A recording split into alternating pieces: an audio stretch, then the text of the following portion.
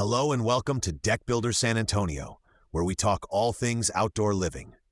Today, we're going to take some of the mystery out of deck permits, building codes, and inspections. It's not the most exciting part of a project, but it's one of the most important for safety and long-term value. Let's start with permits.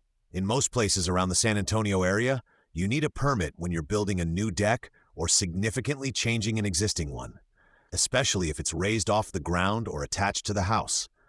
The permit process usually requires basic drawings that show size, height, footing layout, and connection details.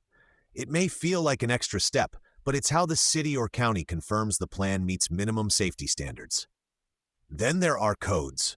Building codes set rules for things like how deep footings must go, how railings are built, how far apart balusters can be, and what stair dimensions are allowed. For example, there are limits on how tall each stair riser can be and how deep each tread must be so stairs are comfortable and predictable.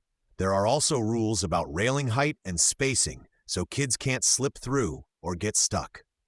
One of the most critical code details on a deck is the connection to the house.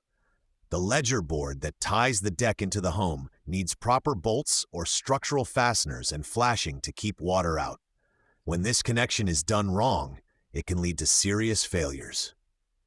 Inspectors pay close attention here because it's a common weak spot in older or do-it-yourself decks.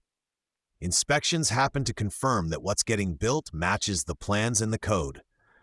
There's usually at least a footing inspection, where the inspector checks the depth and placement of holes before concrete goes in. There may also be a framing inspection before the surface boards go down, and possibly a final inspection once the deck is complete. It's another set of eyes making sure key items weren't missed. Some homeowners ask if they can skip permits to save time or money. The problem is, if something goes wrong or you go to sell the house later, an unpermitted deck can become a real headache.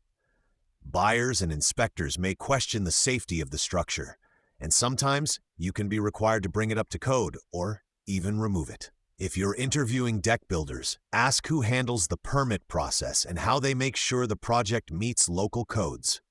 A good contractor is comfortable talking about footing depth, ledger details, railing requirements, and inspection stages. They should be able to tell you what's typical for your neighborhood, not just give a generic answer. You can reach our team at 2N-485-5690 or visit toughdeckbuilderssanantonio.com if you'd like help planning a deck that's built to code from the start. At Tough Deck Builders San Antonio, we treat permits and inspections as part of a solid structure, not an afterthought. Thanks for listening to Deck Builders San Antonio. If you're ready to build a deck the right way, we're here to guide you through the process step by step.